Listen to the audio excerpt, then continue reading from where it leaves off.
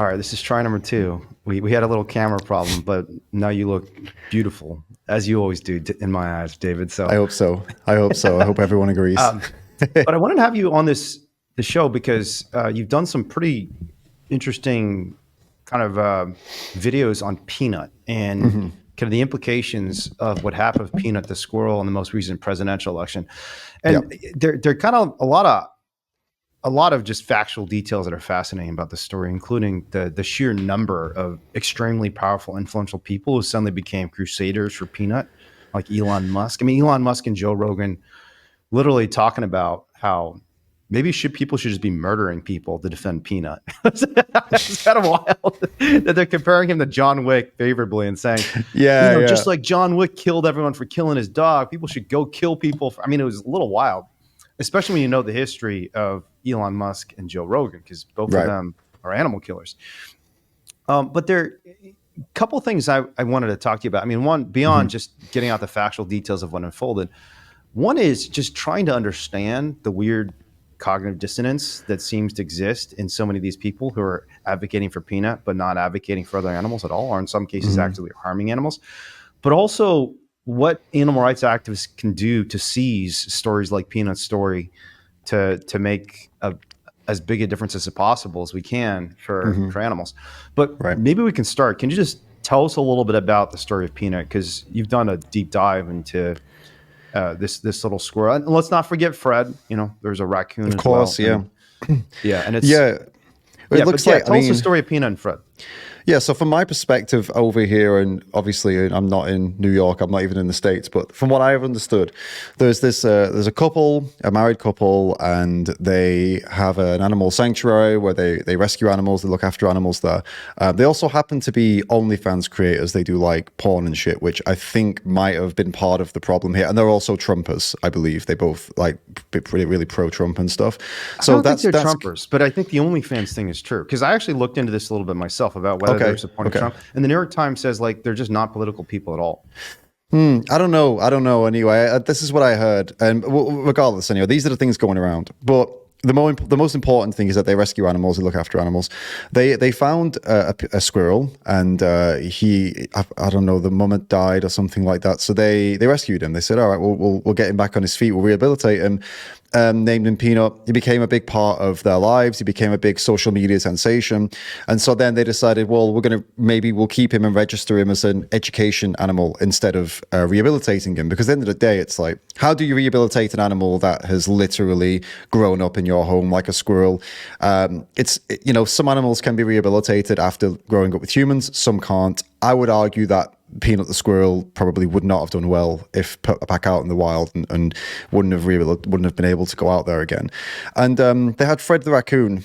And I don't know what they were planning to do with Fred the raccoon. I believe that was more rehabilitation story. I think they were maybe planning to put Fred back out into the wild again. But they didn't get a chance to do either of those things because the New York State authority that deals with animal matters went to their home, seized both animals, and within a day or two had killed both of them. And this was done, there was no appeals process. There was nothing either of them could have done, the couple, I mean, to have stopped this. And it was just, that was it. They just did it. And the reason the authorities did it, so they've received complaints from somebody and they've gone to, I suppose, investigate. And the justification they tried to use for Peanut the squirrel was that Peanut bit one of them, which, I mean, I don't know, if you go to someone's house and their dog bites you, it doesn't give you permission to kill their dog. You know what I mean? So I don't see how it's any different for a squirrel. And the excuse they used was that squirrels carry rabies, which I'm finding out that now that there's not one documented case of a human getting rabies from a squirrel. Apparently, it's not actually biologically even possible, right? Yeah. So their excuse doesn't. And then why did Fred get? Fred was killed, I think, for the same reason that if the squirrel, if Peanut might have rabies, then Fred most likely has rabies, and the only way you can test for rabies is by like a brain test, and the only way you can do this test on brain tissue is to kill them, which is a ridiculous justification. I think it's one of the horrible things happening to animals every day. Of course, I think this is one of the most public cases of just like a truly unjust, really public misuse and abuse of government power against a completely innocent animal. I think in recent times, like, it's one of the most kind of dramatic examples of that I can think of. And this is speaking as a, obviously we face this every day. We're animal rights people, we're vegans, but in terms of one that is just everyone, no matter who you are, looks at this and goes, hey, whoa, what? That is crazy. Like, vegan or not, that is absolutely wild that they could just do that. Like, the government can knock on your door, take an animal from your care, a squirrel, not an alligator, not a tiger, right? A squirrel, a little squirrel about this big, and say, oh, that squirrel's dangerous, we're killing him. We're killing them, yeah. What? Can I say something else about it? Because I've done a lot of Racoon. wildlife rehab. I actually started out as kind of a wildlife rehabber. All right. Before I was like a full-on animal rights activist, mostly because, and actually, I have some pretty incredible stories about squirrels that I rescued, and some really sad ones too. But one of the dumbest things about all this is, having been bitten by a lot of wild animals, you go and get a rabies shot regardless. Right. So it doesn't actually change the medication you have to take or the medical course of treatment you'll take, because you have to get the shot immediately after the bite. Right. And it's actually, if you get that shot, you're fine. There's zero impact on you, even if the animal has rabies. Yeah. But they killed these two animals despite the fact that there was no medical need for it one way or the other. Even if the animals had rabies and they diagnosed it, I mean, obviously that would be more concerning for the people who got bitten. And I agree with you 100%. You go raid someone's house and you get bitten by one of the animals there, it's your fault. Even frankly, even if you get rabies, tough luck. Even if the only way to save yourself is to kill the animal and find out if they have rabies, still tough luck. You shouldn't have gone in and tried to take someone else's family member. But the worst part about this, and it's super messed up, because I've had experience with the New York state authorities recently with Tracy Murphy's case, and I know you know about this case, is they have said repeatedly that the public is being misled while they mislead the public. It is just disgusting to me. It is absolutely disgusting, because one of the things they keep saying is we had to do this because of rabies. And the truth is, this had absolutely nothing to do with rabies, because regardless of whether the squirrel had rabies or not, you take the exact same course of conduct. It doesn't change what you do at all. Right. Yeah. So it's just, it's absurd. And then people are speculating. A lot of people, I don't know. I guess we're never going to know unless they open up an inquiry into this and actually put those people who made the decisions on blast, in front of some kind of officials. But there is a lot of speculation. So if it wasn't for rabies, which it clearly wasn't for rabies, a lot of people are asking, well, why then? And this is then where the other things I mentioned come up, because they do make porn and they're OnlyFans people. Some people are speculating that there's some kind of distaste for this, maybe, that's driven someone to take this kind of, maybe internally, some kind of really harsh action against them, because I don't know. And then this is where the other thing came in, with it being right near the election. Apparently some people were saying that, I don't know, like they've done some kind of pro-Trump stuff, and then maybe this was New York's way of, because they're so popular, Peanut was so popular, they maybe were worried that, they're going to put out some pro-Trump stuff, and then so let's kind of nip that in the bud.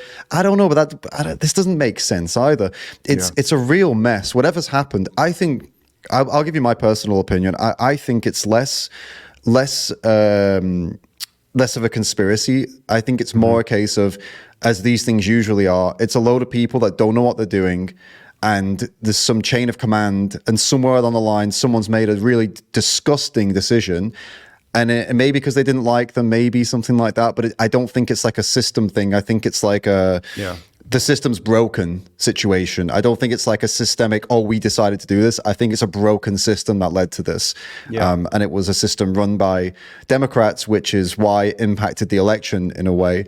A lot of people have been telling me, no, it didn't. But I've seen my comment section, and there were so many people who said they weren't going to vote, and they voted for Trump because of learning about Peanut, which I find to be like crazy, that a Peanut the squirrel could have such an impact on people that they went out and voted because of him. Like it is like you said at the beginning, it's kind of inspiring that, wow, animals can really influence people. Like there is something there that we need to tap into, that, people will change their behavior over animals.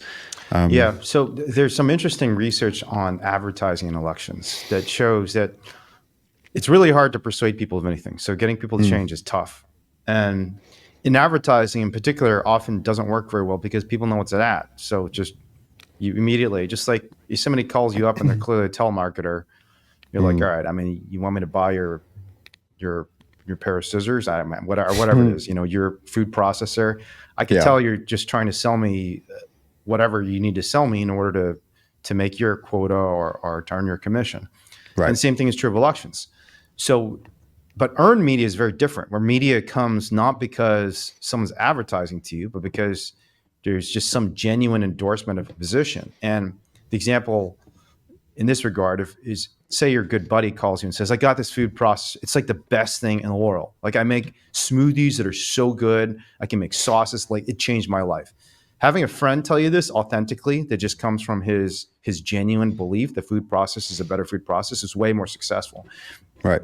And the reaction to Peanut was pretty authentic. It wasn't an ad about government overreach or Democrats acting badly. Right. It was just a genuine outpouring of outrage by so many people. But the other thing that makes it somewhat plausible that Peanut might have had an impact on the election is there's pretty good evidence that political advertising decays over time, that even after like a week, people forget everything they saw. Right. So whatever ad you saw like 2 years ago or 2 months ago or even 2 weeks ago, it's completely out of your mind. But if you just saw something before you voted, it can have an impact, right? There's this massive decay effect. And the Peanut story was going viral, like literally the day before people voted. This is the day that, Donald Trump, Elon Musk, Donald Trump Jr. are all posting about this.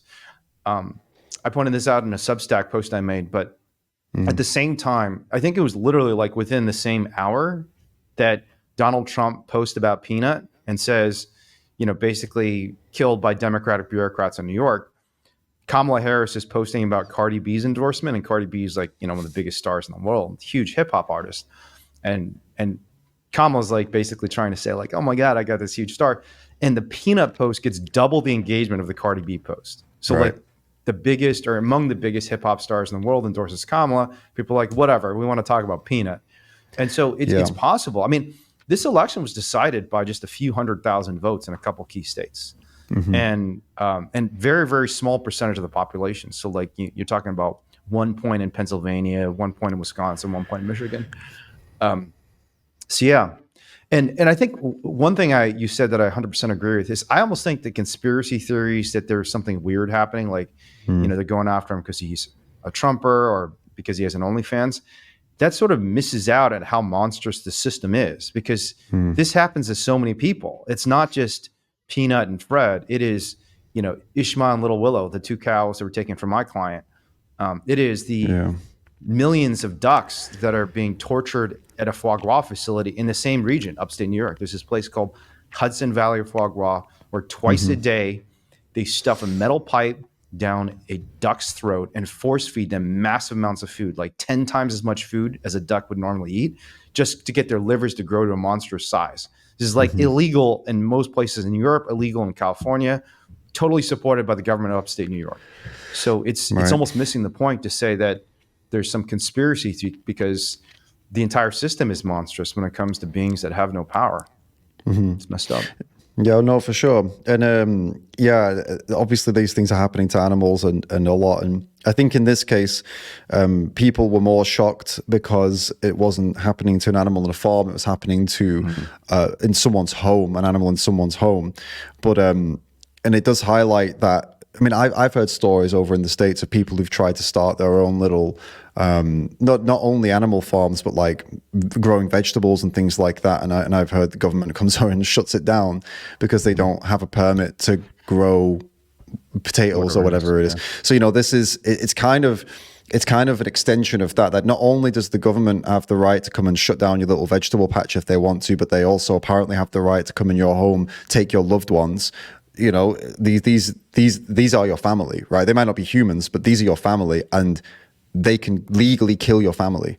I think this is what's blown people away, and a lot of people did draw distinctions in my video. In my video, I do mention how the reason this is all happening is because of our devaluing of animals. Then if we devalue them to the level where we treat some of them as property and objects that to be killed, it shouldn't surprise you that the government comes in and says that's not your property. That's not. I don't care if that's your family. That needs to be terminated. That being the key word there. That not he or she or her or him or whatever. It needs to be terminated. You can't have your cake and eat it, right? Either animals are individuals and we protect them and defend them, and that includes pets, and it also includes the animals that are, in the system anywhere else, or we don't, right? You can't have some rules for some and some rules for another, and otherwise this is what you end up with, right?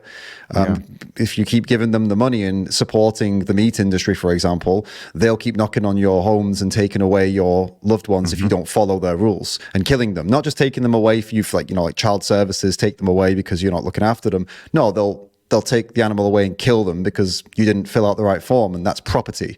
That's not an animal. That's not a family member. That's not your fur baby. Property. That's how the law currently stands, right? And that's wrong, and we need to change that. Yeah. So I have an interesting position about what the law actually says right now, because I don't think the law says that animals are property, and I'll explain why later maybe. But one thing I did want to say is it's just incredibly interesting how all these people who are often very involved in systematic animal abuse and not just eating meat. That's something that 95, 99% of people in the United States and around the world are participating in. But someone like Elon Musk going after the people for hurting peanut. Do you know about Neuralink and all the animals he tortures in labs? Yeah. So there's some gnarly stories about just horrific animal abuse. So basically Neuralink is this lab that is implanting all these animals with these brain implants and just experimenting on them to try and see if you could create a device that either amplifies or corrects certain problems in the human brain. So if you've got some sort of brain injury, traumatic brain injury, can we fix it with some sort of implant? And among other things, they found that like Elon Musk, he's big on saving costs. He's going to start the Department of Government Efficiency and wants to reduce costs. He's also big on being super frugal and saving costs when it comes to surgeries on animals. So one of the things they were implicated in, my buddy Jeremy Beckham at PCRM was the one who did the deep dive into this and got a bunch of FOIA records from the federal government and the inspections that were happening at Neuralink. They were using this cheap ass glue that was not glue you're supposed to use in surgeries when they were basically sealing the monkeys back up because they're trying to save costs. And they're surgically mutilating so many animals, pigs, monkeys, all sorts of animals. And one of the ways to reduce costs was basically using this non-surgical adhesive that was super cheap. And so these wounds were opening up and their brains were hemorrhaging as a result because the wounds would open up and their brains were just leaking everywhere. And these are conscious live animals that you've just implanted this basically device into, an electrical battery that often will kind of explode and start fires and does all sorts of crazy shit to the animal's brains. And you're not even sealing them up properly. So they're leaking blood and brain fluid everywhere. And this is so I guess, how do you, so you look at someone like Donald Trump or someone like Elon Musk, and it'd be kind of interesting to go through each of these figures and ask ourselves, what do you think explains this weird discrepancy between their views on peanut and the view that Elon Musk has in this monkey who's sitting in a cage, literally leaking brain fluid because you just cut his head open? I think it's the same way that we as humans used to, and some people still do, view other humans. A man would go to work, abuse people all day, force them into labor, kill their children, whatever it took to make them do the job he wanted to do, goes home and hugs his children and kisses them to sleep at night and would kill to defend his children. Yet the children of these other people he's deemed unworthy, his slaves or whatever, they mean nothing to him. And it's well, how can you treat this one human being like this and this other human being like this? What the hell's wrong with you? They're all humans. And they would say, I don't know what they would say. They'd probably just say, this is the system we've created. Some human lives are worth more than others, right? And I guess this is what they would say back to us too. Well, my dog in my home. I love my dog. I would die for that dog. I would kill for that dog. But those rats or mice in the labs, they're not as worthy. They're worth less. They're worth less than my dog. It's simple as that. And it was wrong when we did it to people, and it's wrong now we do it to animals. But the question is, I mean, for me personally, I've gone through all of this, and I've gone through like calling people hypocrites and trying to like go down that road of blaming these people. You are just a terrible person. You are terrible. And it's not even that. Like it's not that they're terrible people. It's that they are just part of a system, and the way the system is the way it is right now. And by the system standards, they're doing nothing wrong. Literally nothing wrong whatsoever. Only in my eyes and your eyes and vegans' eyes that are doing something wrong. And that's a tough pill to swallow, but that's what we need to change.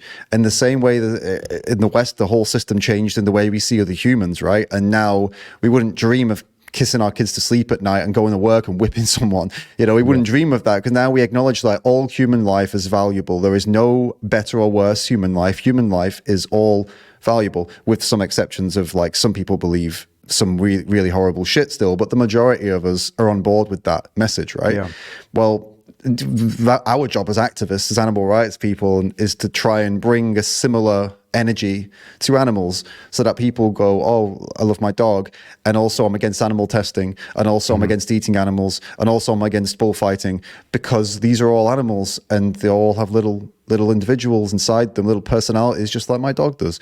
It's just the question is like, how do we get the Elons and the Rogans of the world to take that feeling they have for Peanut or for whichever animal, whoever they care about, and realize that all these other animals are also worthy of that same care.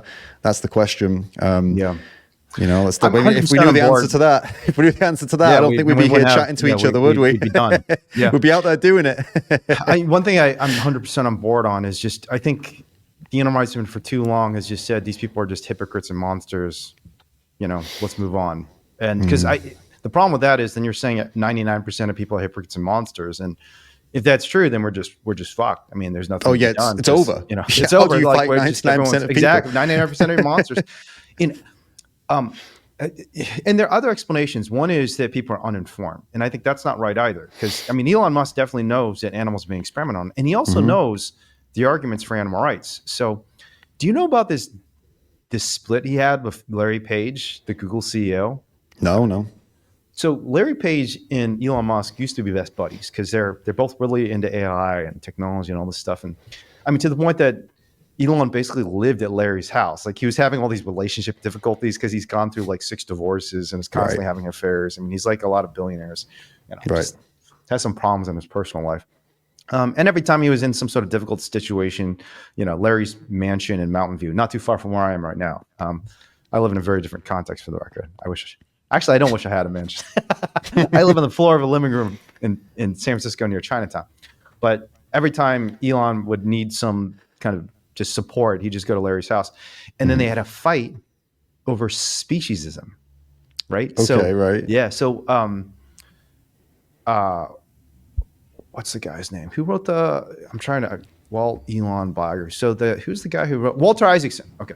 Walter Isaacson wrote this biography of Elon and did a deep dive, and as a best-selling book. It's a really good book, actually. It's fascinating. And it made me think much more positive about Elon, actually, because I realized a lot of the bad things he does are because I think he just struggles to grasp other people's feelings. I think he's come out and said that he has Asperger's, and that seems consistent with the behaviors I've seen from him in this book. But basically, so they're sitting down. I think it's like on Larry Page's birthday or something like this. It's like literally on one of their birthdays, and they get in this big argument over intelligence and the nature of intelligence. And Larry says, "Well, whether it's human or non-human intelligence, artificial intelligence, animal intelligence, it shouldn't matter. It just matters that a being is sentient, and it is speciesism to say otherwise." And Elon apparently erupts at this because by this point, I think he's already investing in all these like basically technology companies that are going to be exploiting non-human intelligences like animals.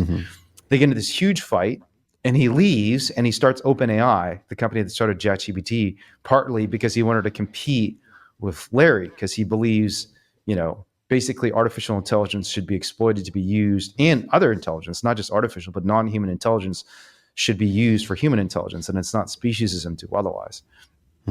My point in sharing this story is just to say that Elon is smart enough that he's familiar with not just the facts, but the arguments against speciesism, against this inconsistency.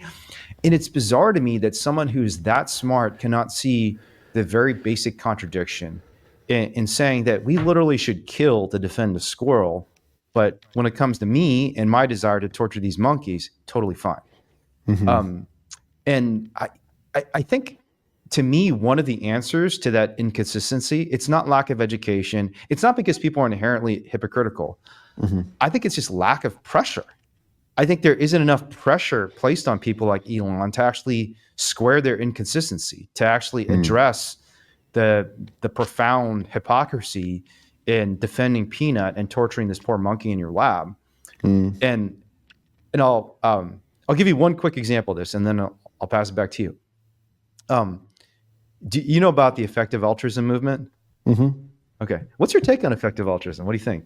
Good, bad? I've not looked enough into it. Okay. Not so much, yeah. But I mean, yeah. I mean, it seems, I don't know. It makes, on the surface of what I know, it makes sense. And they, I mean, I think from what I've heard, it goes pretty far in some ways. I'm not entirely sure about. It gets a little weird sometimes. Yeah, it gets a little bit odd. But I mean, it's a noble concept for sure. Yeah. I'm not anti it. Yeah, it gets weird when they start talking about, we should be trading like 1 billion lives today to reduce the risk of extinction for humanity, because the most important thing is protect lives 10 million years from now. And so there's a lot of weird moral trade-offs. So like Sam Bankman-Fried, who's a vegan, is the most famous effective altruist in the world, probably, along with maybe Peter Singer, and obviously very different people. But Sam Bankman-Fried, as an effective altruist, was famous for saying, if he had a 51% chance of making the world twice as good, basically making everyone twice as happy, twice as many people are happy, or whatever it is, and a 49% chance of blowing up all life on this earth, he'd take the bet, and he'd take it over and over and over again. But isn't he? He's probably not the best poster boy, though, is he? Isn't he in jail for fraud? There are a lot of effective altruists who disagree with this. But this is a sort of weird thought experiment that effective altruists like to engage in. But I'm going to I promise I'll get back to Elon and the point I was making in just a second. Yeah. But back in, I think it was 2016, Elon Musk was the invited speaker at Effective Altruism Global in San Francisco. And it was a big deal. Because I'm pretty deep into EA circles. My cousin was featured in Peter Singer's inaugural EA talk. Peter Singer gave this TED talk about effective altruism that sort of launched the movement. And my cousin was a part of it because she works at Google and was earning to give, basically giving a lot of her money to various causes, including animal causes. She's great. I love her. Ed, if you're listening to this, I love you. So they invite Elon Musk, and Elon, controversially, the Effective Altruism Conference up to that point had always been vegetarian, because the principle of effective altruism is do the most good with the least amount that you have, right? Basically, don't give money to Harvard University if you're some rich guy, because Harvard doesn't need more money. Give it to a kid in Africa. Don't give to the local dog and cat shelter that is already overflowing with money and has plenty of resources. Give to the advocate who's funding for factory farm animals, because it's neglected, there's not enough money, and it's a lot more efficient to try and save 1,000 chickens than one dog who probably is already going to be saved anyways. So they invite Elon Musk, and it's super controversial because Elon Musk insists that if he comes to the conference, they must serve meat. Okay. Isn't that interesting? So, and before that, it had always been vegetarian because they're effective altruists. They think we have to do good, and we're trying not to harm the world, and for both environmental and ethical reasons. And so I proposed at the time, I told, because there's a kind of a somewhat of a private EA chat. I actually know, I won't say the guy's name. I know the guy who was organizing this conference because I knew him when he was at the University of Chicago a long time ago. He's a good guy. I actually like him a lot. And I told them, hey, we should push back. This is actually a great opportunity to push back on a very influential person and say, look, at least raise the concern that if we're actually concerned with reducing the most suffering we possibly can, eating meat is not consistent with that. And even if this billionaire comes in and says, I want to eat meat, I'm not going to be at this stupid vegan conference. We should explain to him, at least push back. And the conference is just totally unwilling to do it because they're so excited that Elon was coming that they didn't want to push back at all. And then I proposed internally, I said, this is a great opportunity for us. Even if you don't want to push back, why don't we protest him? And we can protest him. And Elon, if he wants to play the anti-woke game, because even in 2016, there was already like a little bit of anti-woke undercurrent.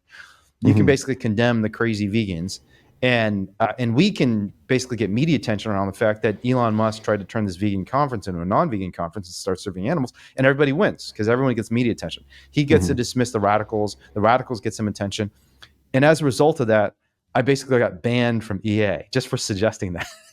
Wow. Okay. Yeah, they basically told me. But the point is, I think that there's this touchiness about pushing back on animal issues. There's like this fear, not just with influential people, but in the United States, we got Thanksgiving coming up, and there's so many Americans who have seen factory farm footage. They love turkeys. They know turkeys are just like dogs or cats or squirrels for that matter, and they would love to tell their family, hey, just like you were really upset about Peanut the squirrel, like maybe we should be upset about this turkey who's going to be on our Thanksgiving table. And there isn't enough of a challenge. Like people are not willing to say what I think needs to be said to actually push for this dramatic inconsistency, not just in individual behaviors, but in our social beliefs to become consistent again. So, I mean, what do you think? Do you think that is part of the answer? Yes and no. I think, of course, like pressure is going to make a difference in individuals in some way or another, but you're never going to be able to put enough pressure on someone that's going to match the other pressure from the 99% of people that disagree with you. And so we're always going to lose that battle. And it's something I've realized, like, if you go in with brute force, you'll always lose. There's too much proof. They have got way more force. They're always going to win, right? That's why we have to be strategic and not sneaky, but we have to be very, very good with our resources and very definite with what we do and why we do it, and make sure we justify everything we do. And like, okay, here's why I'm doing this specific thing and the risk reward. And because if we just go out there and act like, okay, I'm just gonna go shout at that person, and you don't think it through, the backlash can set you back like years, depending on how badly you mess something up. And I think that this is more of the problem, the reason that people do these things, and like it's like if you have someone, Elon Musk, right? So okay, he's a billionaire, and he realizes, okay, the system is this, the laws are this. This is and the social side of it. The law is this, and also society is cool with this, right? So cool, okay. Here's my situation, right? So I can make $500,000 or $500 million doing this thing that's A, legal, and B, that most people are cool with, right? Why would I not do it? Yeah. Why would I not do it? Oh, because some vegans think that like I'm a hypocrite. I could not give less of a shit, right? And it's not enough for people. And I think that's a lot of people as well that we come across who are like, they're eating burgers every day or whatever, and you come along, you say, hey, look, like, look what happens to animals. And a lot of people are like, well, everyone's eating burgers. I love burgers. It's legal to eat burgers, and I'll have no social consequences of eating burgers. The only thing that could stop me from eating a burger is that you made me feel bad.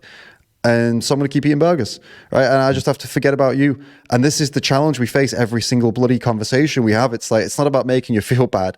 It's about begging you practically to make a connection with these poor animals and step out of the matrix, whatever you want to call it, to step out of society, put your head up and see, kind of stick your head up and look above it for a second and realize how messed up this is. Like, yes, everyone's doing it. Yes, it's legal, but that's messed up.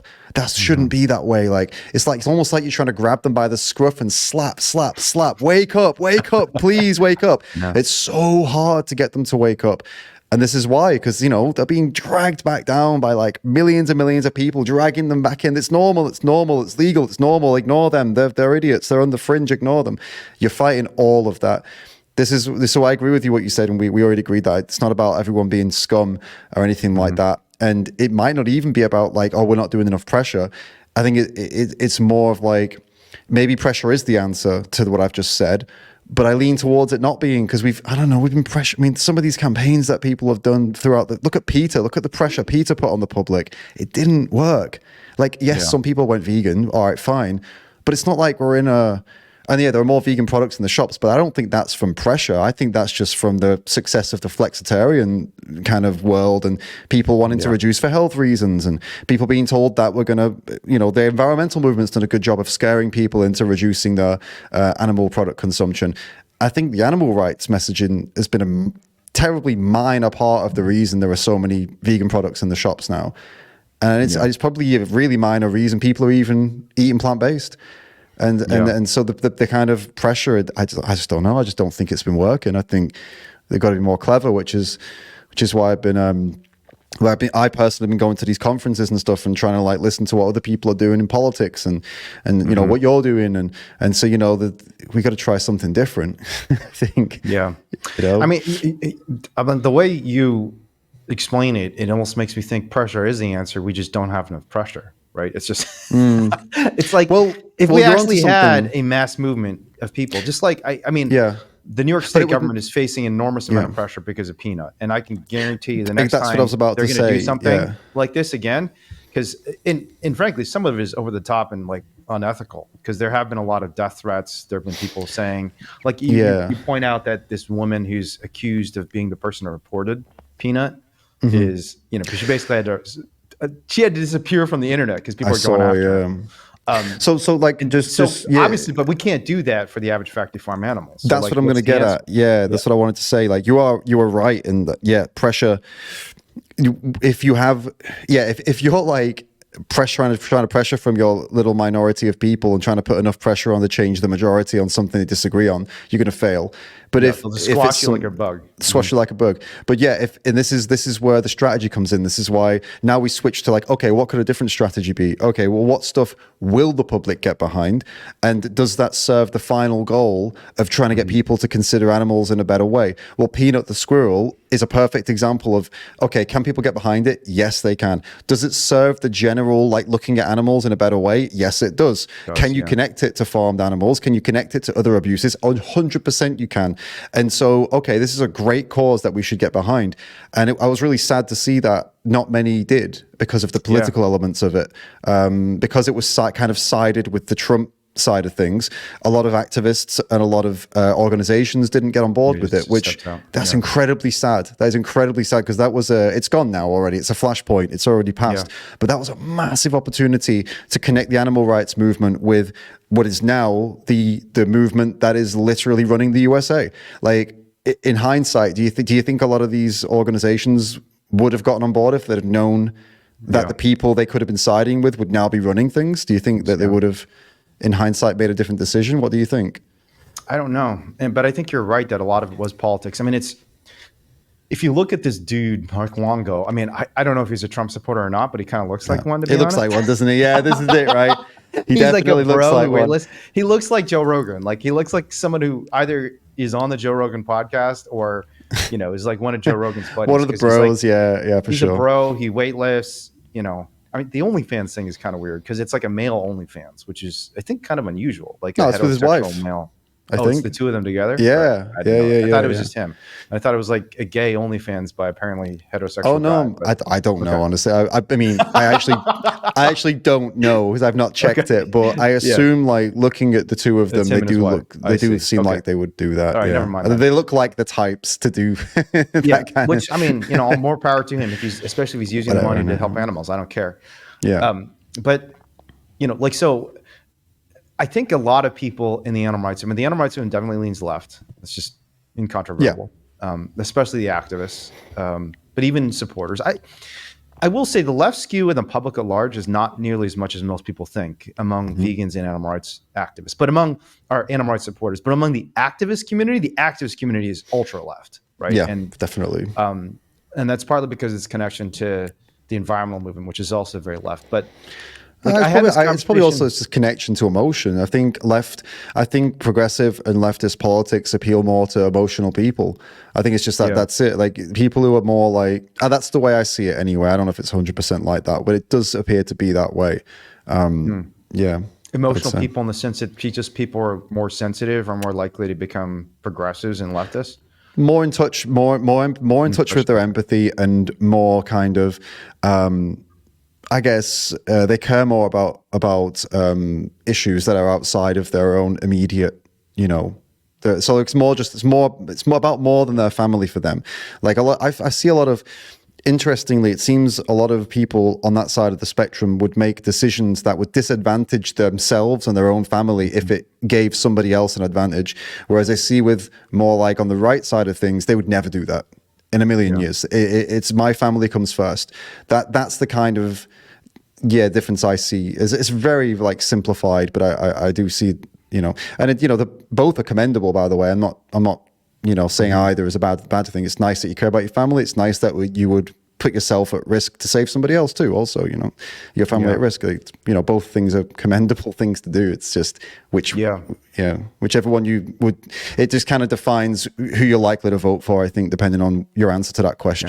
No, for sure. Yeah, but I think that if you look at kind of the reaction to the Kristi Noem situation, the Kristi Noem situation? She's the governor of South Dakota, just got appointed to be Secretary of Homeland Security and was in the running to be Trump's VP. She's the governor of South Dakota, and she killed her dog Cricket and wrote about it in her biography for some reason. She just shot this dog in the face. And the left loved that. All the Democrats were jumping on board that, all these memes about Cricket, making fun of Kristi Noem and talking about how to fight for Cricket. Why did she do that? Did she say why? Was the dog sick or something? It's unclear. I mean, she's given very, very convoluted explanations, but I mean, this is someone who's a gun owner, a hunter. She's in a hunting region of the country, and she says this is a hunting dog, so it was a work dog. The dog was out of control. The dog had recently apparently gotten loose and attacked and killed her neighbor's chickens. And so when Cricket comes back to the house, or I guess when they recapture Cricket and drag Cricket back to the house, she pulls him over to a gravel pit and shoots him in the face, just kills his dog. Shoots the dog. Isn't it interesting that like people draw an issue with that, right? Okay, so there's this dog kills all these chickens out of control, and then she kills the dog, and everyone's like, "Oh, she's a terrible person." Just switch out the dog for a wolf, and no one cares. Or a coyote, everyone's like, coyote, exactly, exactly. Isn't that interesting? But anyway, no, I mean that's just like a side, just an observation. But okay, so you're saying the Democrats loved that, and right? like the same people who. Like I've seen a lot of my Democratic friends, including my animal rights Democratic friends, basically trying to defend what happened to Peanut, or just casting kind of Peanut and Peanut's story in sort of a false light. So, I mean, this honestly even happened in the last conversation I had with my friend Jeremy. I mean, Jeremy was basically saying, "Oh yeah, I think this guy was exploiting the squirrel anyways. People shouldn't have squirrels in the home." Basically, that's fine. Take the squirrel off him then. That's fine. Absolutely, but don't kill the squirrel. Peanut. Yeah, right? Exactly. Sure. It's not Peanut's fault for any of this. And there's just, but there's less of a sense of outrage. And I think, it shows you how deeply tribal our emotions are. That it is. I mean, so there are these fascinating studies that are done that show that typically, when human beings seeing another human being or animal suffering, they empathize, that it's aversive. You kind of want to avoid it. You don't like to see it because you hurt when you see someone else hurting. But if you assign, even randomly, people in the two groups, so there are these studies where they assign like groups of teenagers into like the blue team and the red team, and it's just completely random. It's just you flip a coin, you're on the blue team or the red team. And then you say you're on different teams and now you're competing in some way. And now you show someone on the red team, a blue team member suffering, even on something that has nothing to do with the game at all. Say you're playing like basketball and you find out, the blue team member just got diagnosed with cancer or their mom's dying. And normally the human reaction would be like, oh my God, his mom's got cancer or he's got some chronic disease that I feel really bad. But once you put people into teams and you tell them this is someone on the other side, it is not just that your empathy is decreased, you actually feel joy. Like the pleasure centers of people's brain get activated when they see the suffering of their adversaries. And that's super scary. Right. But I think it's part of it. I think part of it is just, people when they see Peanut as being a right-wing cause, they have no empathy. And in some ways they might even feel pleasure. Like they might feel pleasure in seeing, Peanut and the people on his side suffering in some way because they're all right. Obviously like horrible. Peanut's not right-wing. Peanut doesn't give a shit about any of this. Peanut just wants to live. But I think there is that tendency in kind of the human psyche, and it's scary. You're totally right. There was a moment with Peanut that should have unified people. It should have made the people in New York say, okay, you know what? This needs to change. We're disappointed in our politicians here. We're still going to vote for you, but we demand this never happens again. Yeah. And then the conservatives are like, they've got no ammo. Then you just pull out. They take away their ammunition. There's something that should be bipartisan there. And there are other issues that also come along. I have an example, but it's highly controversial. I don't know if you want to go into it, but let's do it. All right. Well, I mean. Okay, I'll speak this is speaking in general. So when it comes to, I can't believe we're about to do this, but we'll do it. We're 44 minutes in. Maybe no one gets to this point. When it comes to the topic of abortion, Wayne, I think there is something that everyone can agree on that topic that doesn't even need to include that discussion. And whether someone's pro-choice or pro-life, they can all agree that it's beneficial to society and beneficial to the world that we give people more education on and more guidance on who they should or shouldn't be intimate with. So the world would benefit from that if people were taught, hey, look, this thing you're about to engage in is a very powerful physical thing you're engaging in, okay? It's meaningful. It's not just spiritually meaningful, but it's physically meaningful. It holds a lot of risk of disease, a risk of bringing life into the world. It's not something that should be doused out and about willy-nilly. I think both sides of that argument could agree, like, hey, look, that's a pretty good idea. Let's put that into the school curriculum and have kids from a very young age understand the value of the physical intimacy with another individual and encourage them not to treat it as something meaningless and silly and just go out there and just be stupid. And people are still going to do that. But wouldn't that be something nice? And that would solve a lot of the issue. Like, imagine how many accidents that would reduce, right? Massive amount. So, like, why are people? This tribalism stops people from finding simple solutions. And then put it back to Peanut again. Very simple thing. Tribalism got in the way, but it could have been, like I said, the leftists are like, hey, you know what? We agree with the right wingers here. This is wrong, actually. And you know what? We don't need Trump for this. We can fix this with our own governors and stuff because they're good people and they made a mistake. And we don't need to vote them out. We just need to demand this changes. So thank you for the advice on trying to make us vote Trump. We appreciate it. We agree with you. This is wrong. And then it would have been like, again, like I say, they wouldn't have been able to keep saying, oh, those New York governors. It's like, we already acknowledge this is bad. You know what I mean? It would be done and dusted, but then instead you find people saying, well, Peanut, he bit someone so that he deserved to be killed. You're like, what the hell's wrong with you, bro? Why are you letting tribalism, what do you think what I've said there anyway? You jump in the hole with me on this topic. Is that reasonable? On the abortion thing, I think what you said is reasonable. Honestly, I just don't think. Why do you think that's controversial? Dude, I didn't think what you said is that controversial. Is it because it's like kink shaming or something? Because a lot of people see. I guess a lot of people think it's like their human right to be able to just go out and put it about wherever they want with whoever they want. Oh, I see. So you're basically so you're saying it's like a critique of the pro-choice position. No, I'm not saying that. I'm saying it's a critique of this kind of over this idea of personal liberty, which is a good idea in theory, and should be legally you should have legally have the right to do whatever the hell you want, sleep with whoever you want, of course. But that socially, we should dissuade it a little bit because it causes a lot of problems. It causes problems, society problems. It causes like just interpersonal problems. It causes disease problems and it causes pregnancy problems. So I think both sides come together and agree that this is good for society if people are a little bit more cautious and a little bit more, meaningful with their choices when it comes to those things. Some might argue that that's more of a right-wing thing. I don't think it is. I think it's a society beneficial thing for everybody, regardless of who you vote for, right? Yeah, I think at this point, it's become both a left and a right-wing issue because I think obviously Me Too is mostly focused on sexual harassment, sexual assault, but there is just a broader discussion about the nature of sex and power dynamics and kind of the meaning of sex and gender differences maybe in the way sex is perceived that is like a pretty useful conversation for society to have.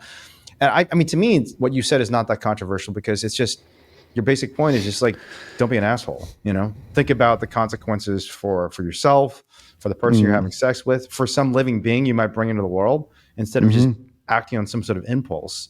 I guess Have there's like a an more thoughtful antinatalism. conversation. There's like an antinatalism vein running through it as well.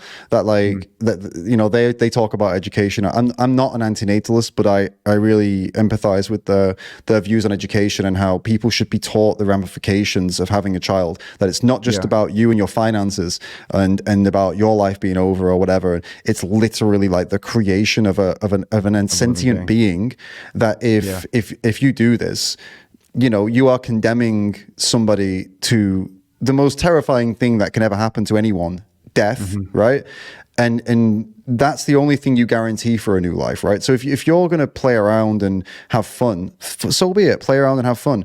But that's probably the number one thing you want to be considering, that if your fun goes wrong and you get it wrong, you literally bring about a life, and force someone to be born into the world, most likely in a bad position if you did it by accident. And it's just that needs to be taken more seriously, as well as like disease, as well as social cohesion and all these things that get messed up when people just sleep around.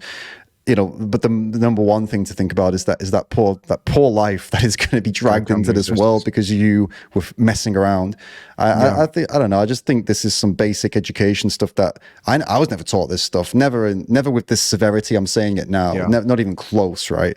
Like, just be careful. This could happen. Oh, well, anyway, that's your one lesson on sex education that you get at school, 1 hour or something. Yeah. But yeah, I think we're just not taught moral lessons in general. This is something David Brooks, the New York Times, is just, we focus so much, and I don't even mean to say that there's any particular ideology, because I think there's a lot of merit to saying, like this is a right-wing talking point, but it's a left-wing talking point too, to some extent, that we should keep morality out of schools. And there's a lot of merit to that, because you obviously don't want some religion being taught in schools that where, like you've got to wear this or not wear that. No, that's not good. Or say the right words to the right person the right way every day. But at least kind of the ability to engage in moral reasoning and increasing empathy. Because I think that's something that's true across all faiths, all moral traditions, that just being able to be thoughtful about your conduct, thinking beyond yourself. Like, I think if there's one definitional attribute of basically every moral and religious tradition, it is, don't just think about yourself. Don't be a selfish piece of shit. Think about your community, think about your values, think about something more than yourself.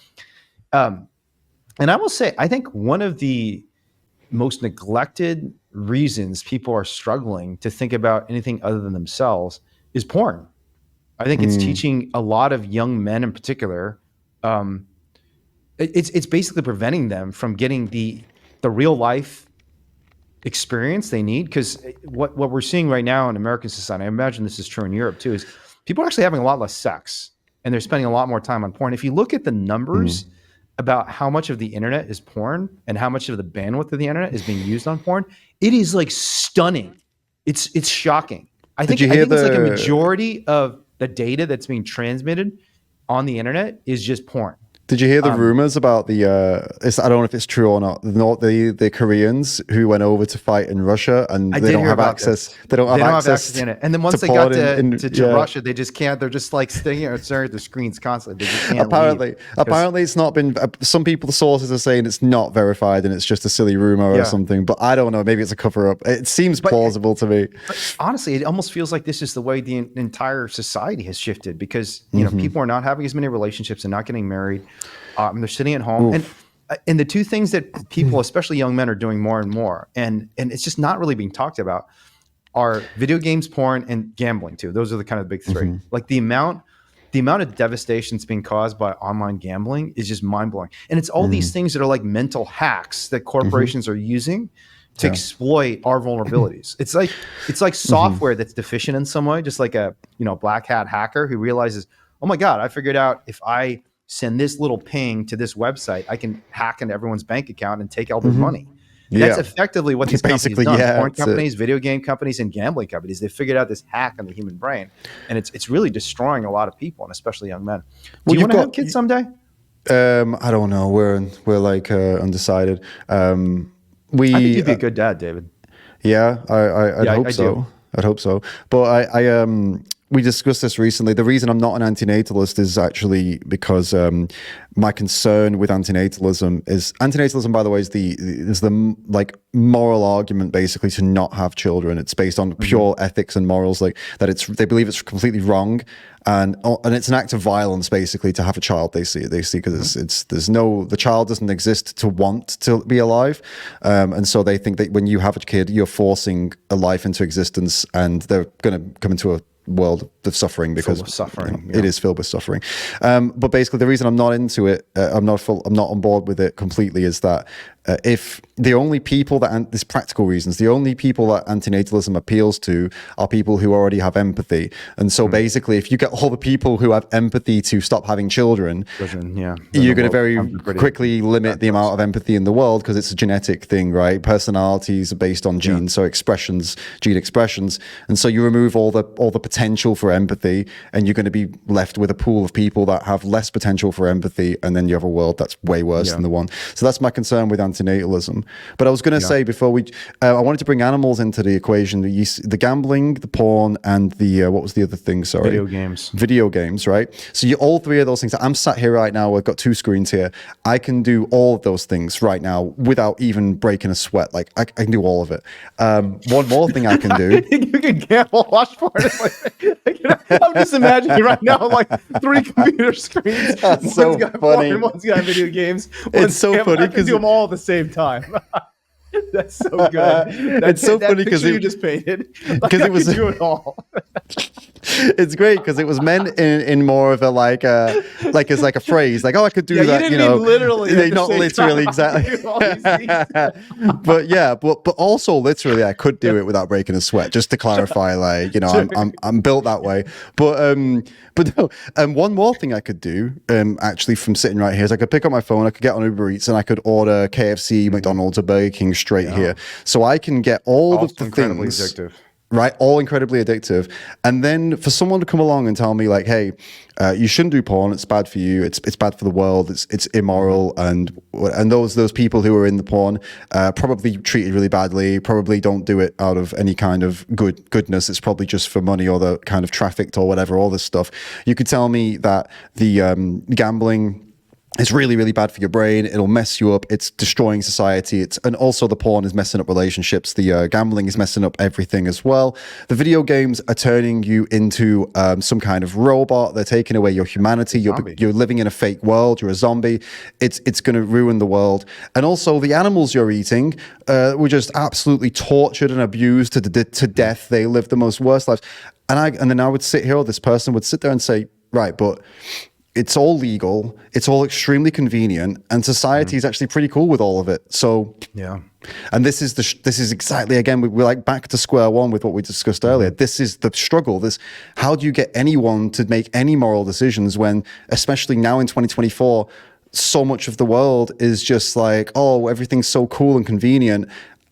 You know, these conversations, they happen, but God, I mean, I don't even need to move to get access to all of those things at the same time.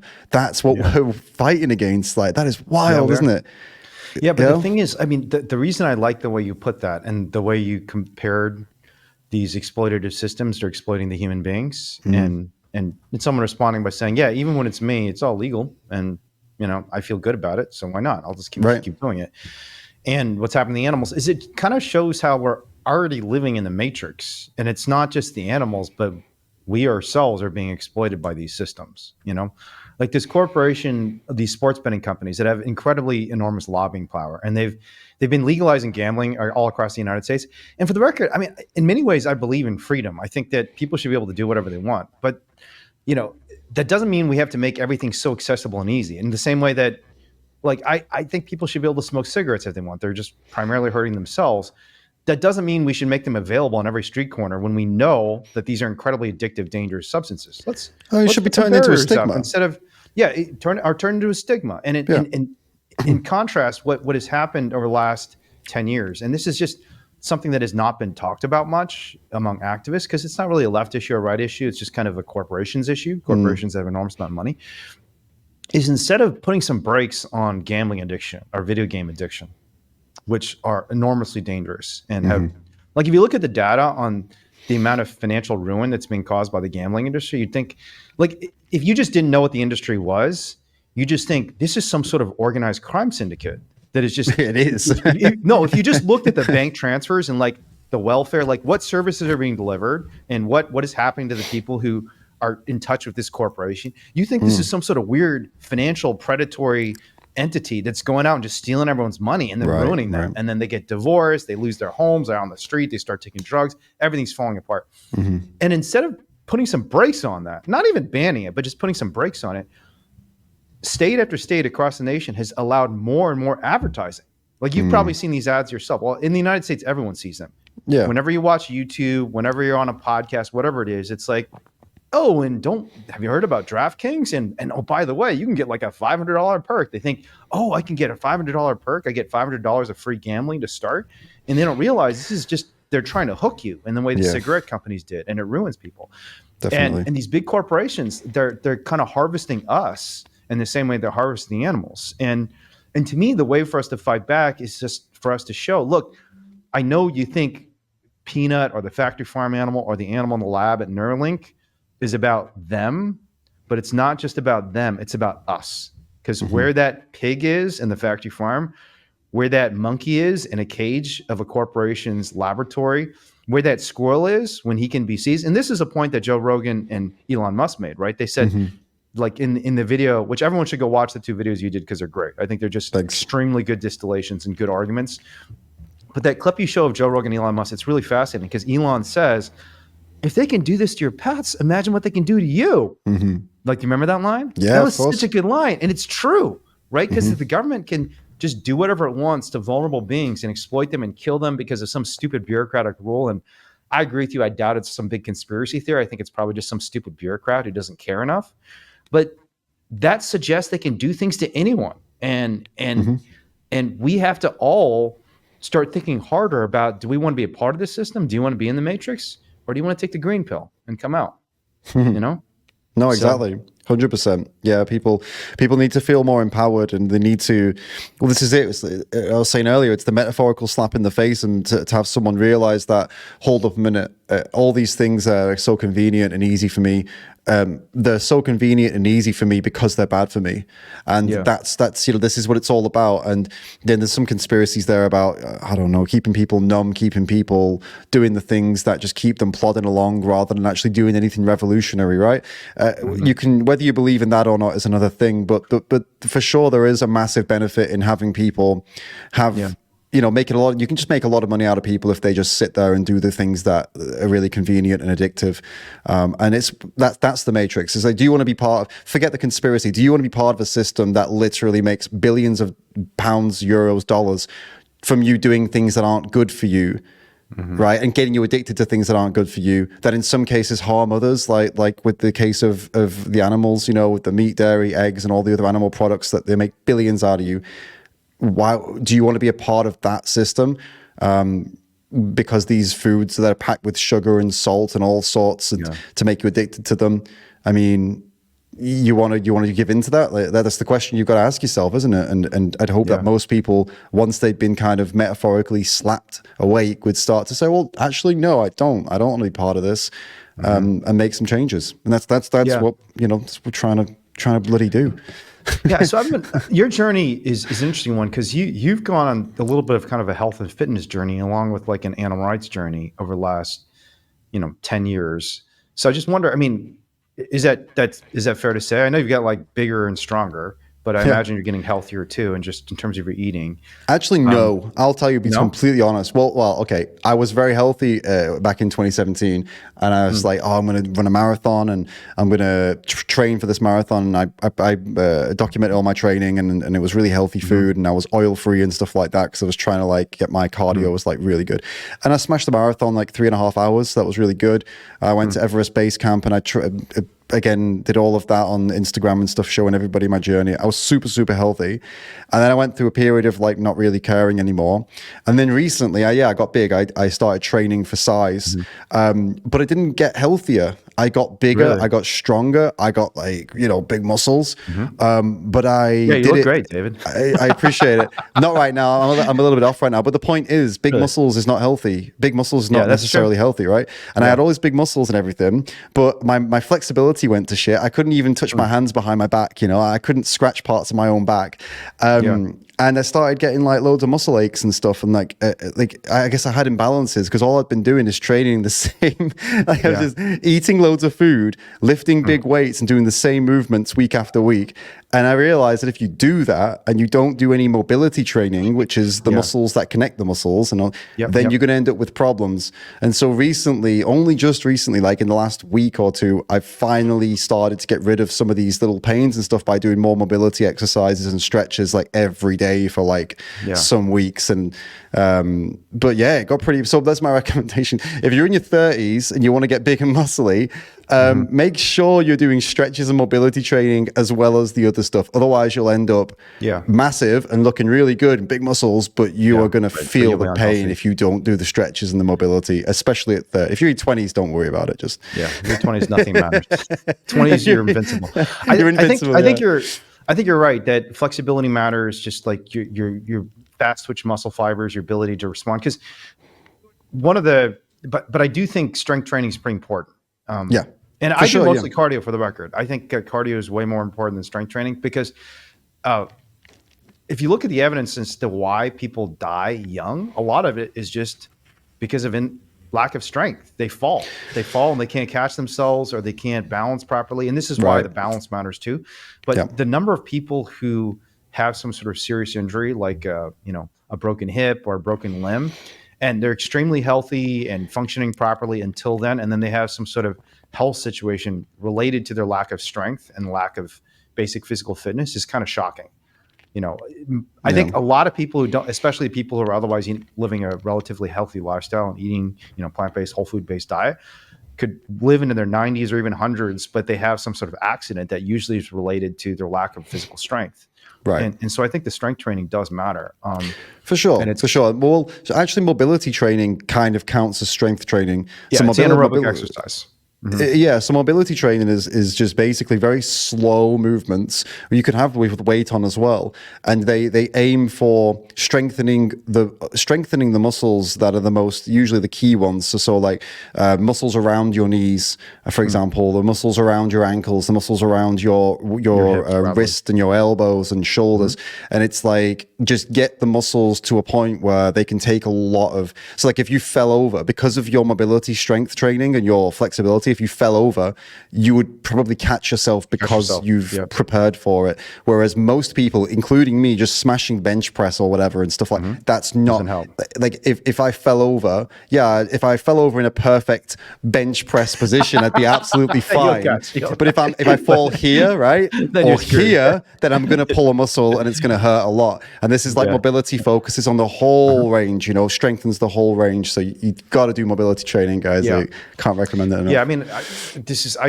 I got addicted to this this workout program called Orange Theory a couple of years ago. Right. And it's a high intensity interval training, so it's a lot of intense cardio and then a lot of intense anaerobic like weights too. But the great thing about it is it's cross training. You kind of hit every different muscle area, and they really kind of set it up. And I don't even have to think about it. Like I just go and I don't think about it. They've planned everything for me. Nice. It's probably the most expensive thing I do. And sometimes I look at the bill and I'm like, oh my God, I can't afford this. But then I think about just all the massive benefits just in my day-to-day life, and not just the physical benefits, the cognitive benefits. Because for sure, if you're feeling good physically, it's just so much easier to be productive mentally too. But definitely. Speaking of mental productivity, the reason I brought this up, just like healthiness and fitness, is not just because I think some good advice for people, but because when we talk about the addictions Americans and people around the world have, whether it's to video games, to porn, to gambling, to meat, a lot of people just don't feel like they have the ability to take the green pill. They don't have the ability to get out. And one thing about you is you strike me as the sort of person who's very able to assert your will in the face of these like habits and pathologies that a lot of us, including probably you and I in various capacities, have. So, I mean, what allows you to get out of that? Like when you're stuck in some pattern that you're not happy with and you kind of reflect and you realize you have a problem, what allows you to actually take the action to overcome it? in a way that maybe other people cannot? You got to change the environment. That's number one before even thinking about trying to change anything else. Your environment is probably about 90% of the thing that's going to stop you from changing. So if you're trying to cut out if you're trying to cut out, for example, meat out of your diet completely because you're against it now, and you're trying to go vegan, but you want to start with meat or whatever. So imagine that. So what's the first thing you can do? You've got to try, for example, don't go to your normal supermarket, go to a completely new one that you've never been to before. And then that might help you form a new habit. Okay, that's a supermarket I go to for like plant-based stuff. For example, maybe something like that. Or, for a while, maybe don't go, if your friends go to a regular steakhouse, don't go with them for a while and change that and do something different instead. Like making some like massive drastic changes like that, like just get out of your habit, get out of your comfort zone immediately and start building a different one. And it'll make it easier. So once you've skipped a couple of those like steak meetings and you've not been to your regular supermarket for a while, when you do go to a regular supermarket, you'll be like, oh, I'm more comfortable here now because I built some new habit in this other place, right? Same with the steakhouse. Okay, I've not been in a couple of weeks. I've got my meat cravings kind of dealt with or whatever. I've got my new fridge and stuff. I feel like I'm strong enough to go to this steakhouse now and not eat meat, right? But if you just decide I'm not going to eat meat anymore, and the day after you go to the steakhouse with the bros or you go to your usual supermarket, you're probably going to cave and pick something up because you've not broken out of your usual habit. That's just habits, right? And your brain will drag you over to the things you normally do, and you'll probably just cave in and do the things you do before. So I think changing the environment is huge. Advice. That is such good advice. So two examples of this. So one is when I first started veganism in 1999, a long time ago. I'm showing my age right now. I failed for 2 years. And one of the primary reasons was because of my environment. I was going to eat at this cafeteria in college that had the best cookies. Non-vegan cookies, but cookies. They were like really fucking good. I mean, honestly, even to this soft day. Bake, right? Yeah, like soft gooey, bake, delicious. Gooey chocolate, just so good. Oh my God. 25 years later. And they're free because you're a university student. You can take as many as you want. Right? So you can go and you can eat like 20 of them. You could eat 30. I mean, there were days. So in 1999, I initially decided I want to be a vegan for a whole host of reasons. I'd read Animal Liberation. There was like a cute girl who I wanted her attention. There are all sorts of reasons for me to go vegan. So many compelling reasons. And I just had no argument against it. I love my dog.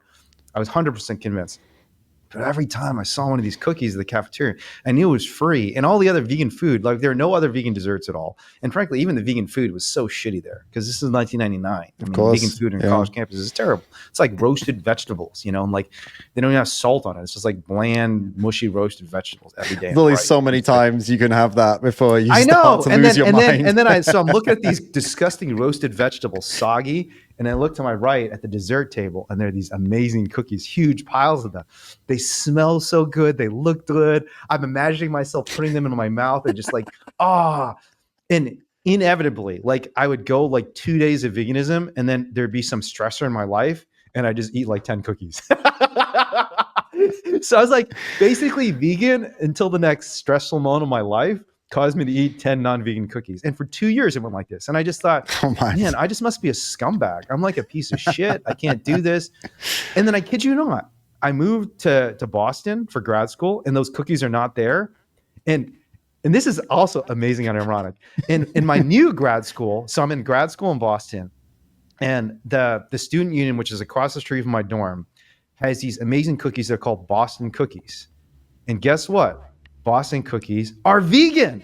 Just like accidentally. They're just accidentally vegan cookies. That's awesome. And that actually did it. That was one of the reasons like I successfully transitioned.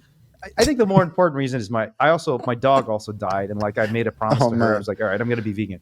But I kid you not, it was like so much easier just because the environment changed from a non-vegan cookie being available to like a vegan cookie being available. And it was like, oh man. And I will say the Boston cookies weren't as good as the cookies at the cafeteria in Chicago, but they were still pretty good. They were chocolate chip cookies. But the other example of this is on video game addiction. Have you ever been addicted to video games? I don't know. I went through a phase. I've been through some pretty hardcore phases with Halo and Guitar Hero, but I don't know if you call it. I mean, I suppose you call it addiction. Damage your life? I don't know if it. I mean, look, put it this way. I played Guitar Hero so much that I could do Through the Fire and the Flames on Expert. I don't know if that means anything to you. I do remember this. Yeah. Okay, so that's how bad it got. Yeah, you're really good. You're like one of those people could like Oh. post your performance on YouTube and people would be like, "Oh my god." It was obsession though, and I had like the craziest forearm. Like this forearm was just like these just veins popping out and stuff. So it might have been addiction, maybe. And with Halo, I mean, I would get angry with Halo. Like I would get really like, we're talking like real rage, like real anger, and it would ruin my day. So I think actually, yeah, there's something almost there, I suppose. Were you playing this online or just single player? Online, yeah, yeah, of course. So like playing with other people, threatening to kill people over the headset, stuff like that, you know. Yeah, not really. Video game addiction is a serious thing. I mean, and there's been more and more medical research into this because video games, by their very design, they're kind of hacking the human brain. They want to make it so engaging that you cannot leave, because then you'll come back and play more. You'll buy more games. You know, you'll subscribe to whatever, you know, Xbox Online or Sony, you know, membership services. So I'm a little older than you. So I came of age in a time period where there wasn't as much multiplayer gaming, but there was like a lot of like, you know, RPGs and that sort of thing, like Wizardry 8. No one even knows what the hell I'm talking about. These are games from like the 1990s. Okay. And I was seriously addicted. And the harder the game was, the more addicted I was. And I would always just try, and it was interfering with my life. Like I wouldn't hang out with my friends. I wouldn't go outside. I wouldn't play with my dog. And I'm like, man, I'd be playing video games until 4 a.m. and I just couldn't stop. Oh, man. And because the game was available, and the only thing that worked was just smashing the DVD. Like if I smashed the DVD and it just wasn't even available to me anymore, like I literally would take the DVD and smash it.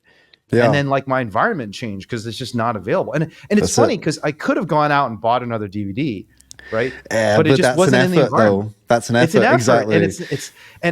And even if I did that, I just had to smash it again. And I actually had to do this a couple times. Like I go and, you know, I'd buy Wizardry 8, smash it. And then at a moment of weakness, I'd buy it again. And then I'd become addicted and play Wizardry 8 constantly. And then I'd smash it again. Wizardry 8, for the record, it was a good game. And there is value, even like addictive things, there is value if you can control them, right? But I basically had to swear out video games because of those experiences. And I've barely played in the last 25 years because I know I have like on video games hack into some weird motivation center in my brain in a deep and profound way. Yeah. So definitely. I saw a similar story with the guy from. Do you know who Corridor Digital are? This YouTube channel, Corridor Digital. No. You check them out. They're really cool. They do a thing called VFX art. Corridor Digital. They do a thing called VFX artists react, and also stuntmen react. They sit down on a sofa and they analyze movies and they teach you how they made the movies and stuff. Like it's really cool. It's like behind the scenes of like big movies and stuff. Really entertaining. And they were doing a review of a World of Warcraft movie, and they asked, "Oh, have you ever played World of Warcraft?" And one of them said, "Yeah, I played it for like a day. I realized it was crack and I snapped the disc and I never played it ever again." And he said like straight up, he was like, "I knew that would be the end of my life." So he was like, "I broke the disc." And that's what you were saying just reminded me, except he didn't go buy another one like you. Yeah, you were really more low power. I was pretty addicted.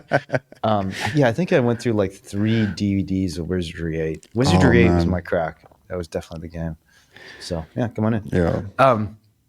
Yeah, I've been actually, I got to admit to you, I've been looking at getting another Guitar Hero setup. I've got to admit, I've been looking into it. I mean, the good thing about Guitar Hero is it's a social game, right? You play with other human beings, right? No? Oh, you just played it by yourself? Yeah.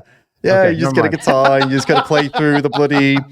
The cool thing is, this is going to get really geeky now, but I've realized that because computers got so good now, you can run like Xbox and PlayStation games on a MacBook now. So I don't even need to get a console to play it. I can literally just so that opened up a new world for me. It's dangerous. I'm having to tread very carefully. Can you get a guitar that actually hooks up to your Mac though? It's a Guitar Hero controller specifically for it, and it can hook it up to the Mac. Wow. Yeah, easy. Yeah. I played Guitar Hero a little bit. It's kind of weird how Guitar Hero sort of just disappeared because it was like huge. It was huge. 15 years ago, and then suddenly it just disappeared off the face of the planet Earth, and no one super talks weird, about it right? The novelty ran out. I heard they made a few bad games and people were annoyed. And also, I don't know if you know, the guitars eventually, if you play them enough, they start getting janky and like having glitches. And trust me, as an expert player, there is nothing worse than when you're having a good run and one of the buttons doesn't work. Just sticks. Yeah. That Oh sucks. my God, the anger, you've no idea. Yeah. And I think that's the reason I stopped, because I was like, I'm not buying a new guitar, and for it to break again, so I'm done. And maybe a lot of people had the same thing. How about this? What if you started playing Rock Band as a Guitar Hero, and you turned it into like a vegan community building event? You know Rock Band, right? Like there's a drum I've never set, got there's into a that. singer. Really? Never got into that. Yeah, I have to say, I thought those were really great community events. We used to do these vegan potlucks in Chicago and just have a Rock Band set up. Oh, wow. And it was like such a great icebreaker and there's actually research behind this, that apparently if you do kind of a fun activity together with other people, then you feel way more comfortable with them afterwards. And so you could get like a complete stranger in the room and say like, oh, grab the drum set. And, no one cares if you're doing a good job, because in Rock Band, the music sounds good regardless. You can like do everything wrong and it still sounds pretty cool. Or at least I felt like it sounded pretty cool. And it's like songs we all know, because it's like these old classic rock songs. So I just never got into it. Off, having fun. It's expensive too, though, right? Like buying all the gear. I remember. Rock Band was pretty expensive. It's like €600 or something like that. I remember. It was. I mean, it got cheap over time. I think when I got into Rock Band is the only game. Okay, that's not correct. So I stopped playing video games in like the year 2002, 3, something like that. I just swore them off and said I can't play any video games because they're addictive. They're destroying my life. Yeah. And then I didn't play for basically 20 years until the pandemic in 2020. And then I got super addicted. And I kid you not, when the pandemic hit and we got locked down, I started playing this game. And within a week, all my friends were concerned that I had been murdered or I had committed suicide, because I just disappeared. It was so I was playing Kingdom Rush. Oh, I don't know this. No. It's a tower defense game. The tower defense games, but so it's like Plants vs. Zombies. Okay, right? yeah. Do you know that game? Right, yeah. So it's just, you got a plant shooting at these zombies, but it's like more sophisticated. And I got so obsessed with it. I made all these spreadsheets. I was doing experiments. I was doing all these experiments with various towers to try and figure out how to win. I put it on the hardest difficulty. I've always been a huge fan of, honestly, this is one of the reasons activism is really, really interesting to me too, because I like extremely hard strategic challenges and strategic challenges that require like you use a diversity of different skill sets. And every good tower defense game or any good strategy game, you can't just use one strategy, right? If you just constantly do the same thing, you'll always lose. And a game that's well designed will force you to adapt, and that's what Kingdom Rush does. So, and activism is kind of the same way. But yeah. I'm not into those kinds of games. Got to be honest with you. I'm playing God of War 2. I don't know if you know that game. Oh, nice. Yeah, it's wow. That's like a blast from the past. It's sick. Yeah, because I figured out how to sneaky. I'm doing it all completely by the books and completely legal, obviously. But I've managed to get a PS2 on the laptop, basically, on my MacBook, so I could just play all PS2 games. I think it's technically legal because they don't sell them anymore. Yeah. I think that's how it works. You just if I had like a PlayStation 4 emulator, then they'll be breaking the law. I think that's how it works. Interesting. Yeah. Do you feel like you get addicted to that at all? No, you can turn it off. No, not these days. I actually get more. I get bored. Actually, I get bored and turn it off, and then I get excited and play it again. It's kind of I guess something it's weird. changed. I almost feel like maybe. I mean, how old are you again? You're like mid-30s. 35. 35. Okay. Yeah. So I think you and I and people of your age and older, it's almost like I feel like the modern games don't really addict us because our brains kind of evolved in a different environment. There's too much. Like with God of War 2 is great because it's got that old-fashioned style of like you can only go one way, right? It's like I like that. I just have to fight my way through, and there's some secrets and stuff. But the new games, oh my God, man, they literally you start the game and you can do anything you want, and it's all super like detailed open world games, and it's all miles and miles. And I'm like, this is not nice.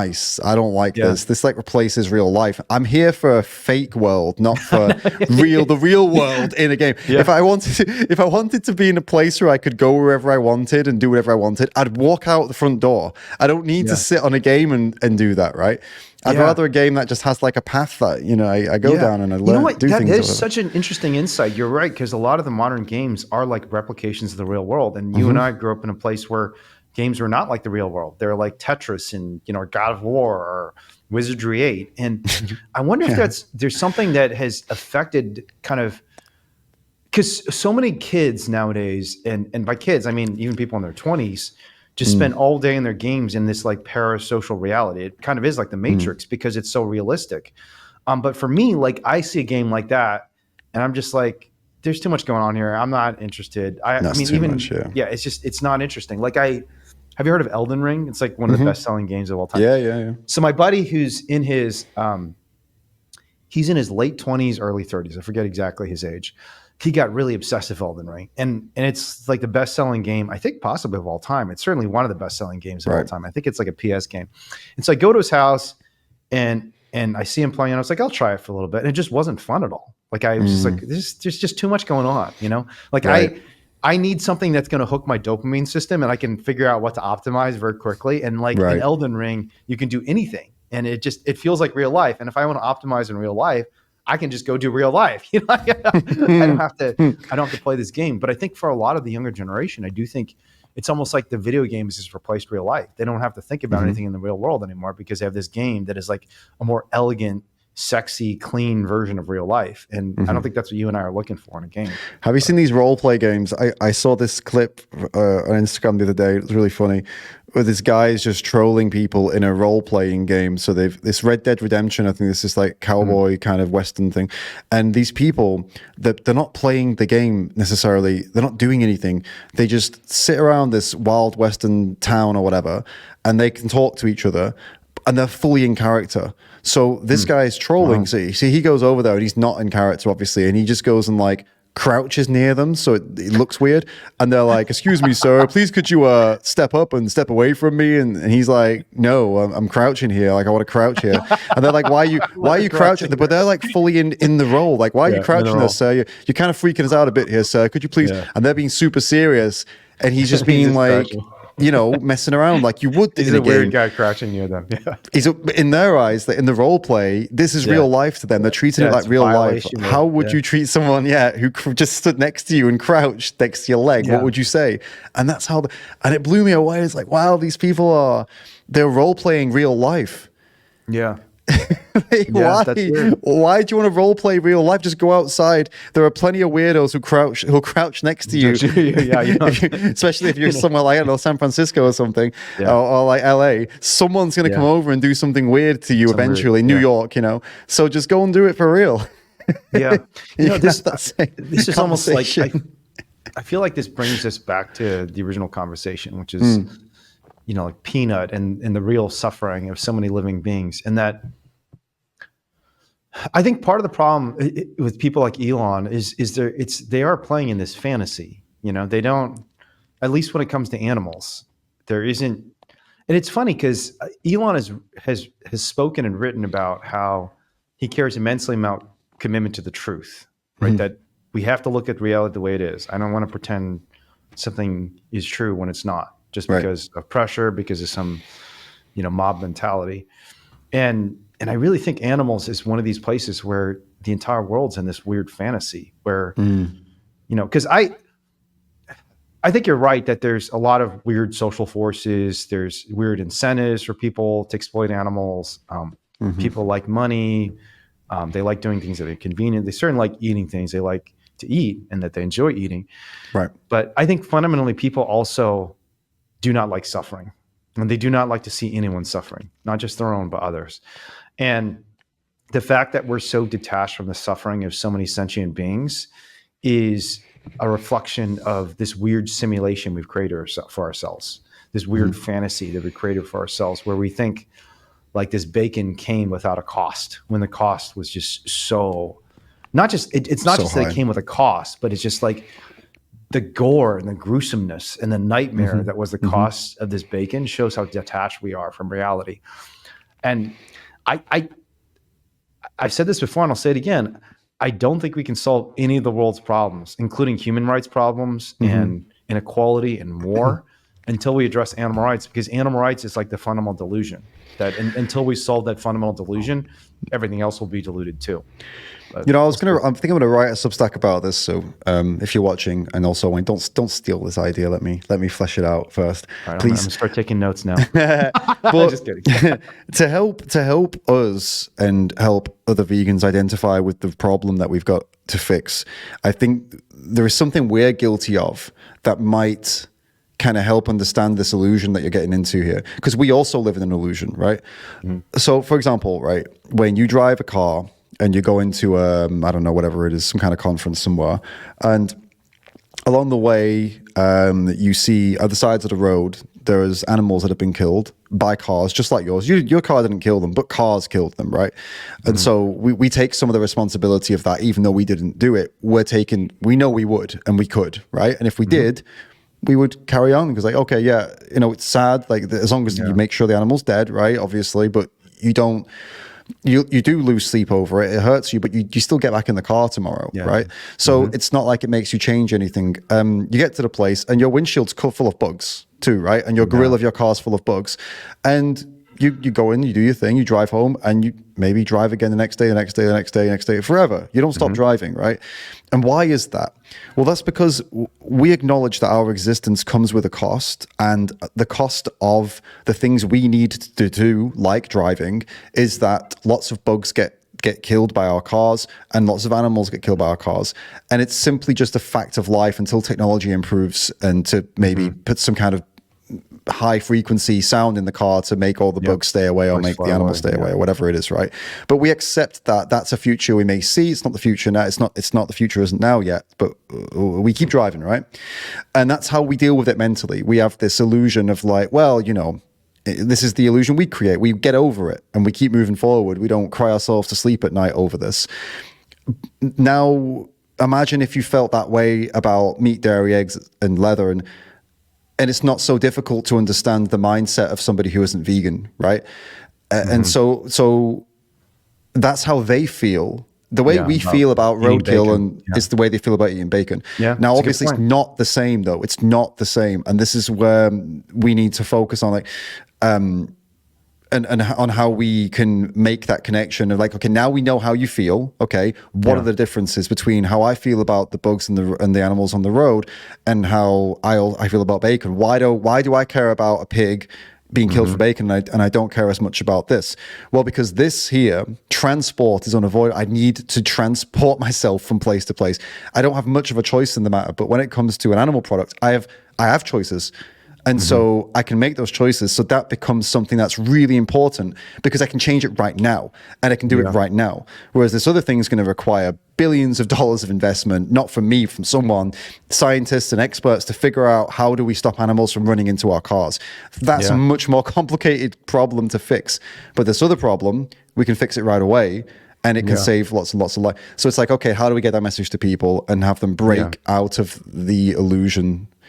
Right. And I probably upset a lot of people here, because, when you become aware of this illusion we've created with the roads and stuff, it's going to be just as upsetting as somebody who realizes that bacon doesn't come without a cost, And that, again, it's a good understanding for us. It's a good way for us to do this, like, mental, not game, but like a process of understanding, okay, now I see where they're coming from. Exactly. How do we adapt that now? How do we change that? I'm not sure it is different. I mean, I think maybe future generations will say, just like we condemn people for hurting pigs and cows, they'll say, can you believe even the animal rights activists would like drive around and kill all these insects and they didn't even think about it? I think they might. I mean, I think that I had Humane Hancock. Do you follow Humane Hancock stuff? Of course, yeah. He's really smart. He's great. I like him a lot. He's been doing a lot of like wild animal insect suffering stuff, and just has like dived deep into whether insects are sentient. I think the evidence is pretty clear that they feel something. Like if I had to estimate it, and just if I had to bet on something, I'd say they probably feel something that's just as important as what we feel. I mean, different, obviously, in the same way that what you feel is different from what I feel, but no less morally important. From the insect's perspective, from a fly's perspective, and obviously there's way more of them, and there's so many more of them that are suffering, and hopefully feeling joy and pleasure too. But I think not just the fact that we, maybe it's justified to drive, but the fact that we don't even really think about it that much. For sure. Yeah. I think future generations will say, man, even the vegans back then, they weren't even vegan. They were like fake vegans, because they go around like slaughtering all these insects without even thinking about it, Sorry, I'm not meaning to interrupt you. Sometimes I get a thought and it just pops in and I'm like, I'm going to... do it. But it's not... Okay, driving is one example. But walking down the street, there are ants everywhere. Or imagine you are walking in an area where there are just ants all over the ground. Again, is it saying that vegans, like, do they just think ants are just like meaningless and worthless? I don't think so. But yet the way that we walk around would suggest that we think they're meaningless and worthless. So why do we walk around them? Why don't we do what Buddhists do and sweep the floor and stuff? Well, because it's an exercise in futility. It's that if we assign the same amount of value to an ant that we would assign to a dog, we have to kill ourselves, because we literally, you know what I mean? We can't do anything. We literally can't go out of the house without live in a bubble. Killing an ant, like a right? sanitized bubble. Right. So at some level, as a vegan, as an animal person, you have to draw a line of like, okay, I can't concern myself too much with the lives of ants, otherwise everything else goes to shit, and I can't change the world for any other animals, right? You have to draw a line. And again, this is what the meat eaters and the non-vegans do. They draw their lines at dogs and up, right? Or dogs or whatever. Well, we draw it at ants. Now, then the interesting part becomes, okay, then now we need to argue why we draw it at ants and how that's different from them drawing it at dogs. And we can do that quite easily. It's that you literally practically cannot avoid harming ants. Yeah. You can very practically easily avoid funding animal agriculture as a starting point, right? And this is, practically this is a good argument to make there. But again, starting at the point like, how could they draw the line there? How could they do that? How come they love dogs but don't love any other animals? The same reason you don't make massive changes in your life for ants. The same reason. Yeah. Right. Which is good, but we got to nudge them closer to where we are. It's helpful to think about it that way. I love it. I think you should write that Substack. I'll link to it. It's controversial. It's controversial. I think it's completely correct. But I'd even go further than you. I'd say, because in the same way that a lot of animal rights activists who focus on farm animals say, like, can you believe people talk about dogs and cats? It's really about farm animals. Like, people who care about insects and invertebrates could say, can you believe people are talking about pigs, cows, and chickens? Like, there's so many quadrillions and quadrillions of insects, or really even just aquatic animals. I mean, even if you just confine yourself to vertebrates, like the most numerous vertebrate animal on the face of the planet Earth is this animal called the bristlemouth fish. And we kill so many of them because of the pollution we send into the oceans, because of the deep sea trawling that's happening. And we don't even think about them, And a lot of this, some of it is directly from fishing, but a lot of it is indirectly from just environmental damage and like the massive upheaval. Like, the oceans are dying and the primary victim is the bristlemouth fish. We don't even talk about it, right? Right.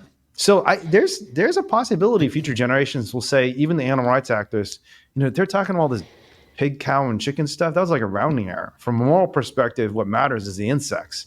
I still think you're right that it's a lot easier for us to avoid suffering to pig, cows, and chickens than it is for us to avoid suffering to insects. But just given the sheer number of insects that are being exploited by us, or harmed by us, not exploited, because for the most part, we're not holding them in captivity and like not intentionally confining and torturing them. But it's still, it's kind of a crazy thought experiment.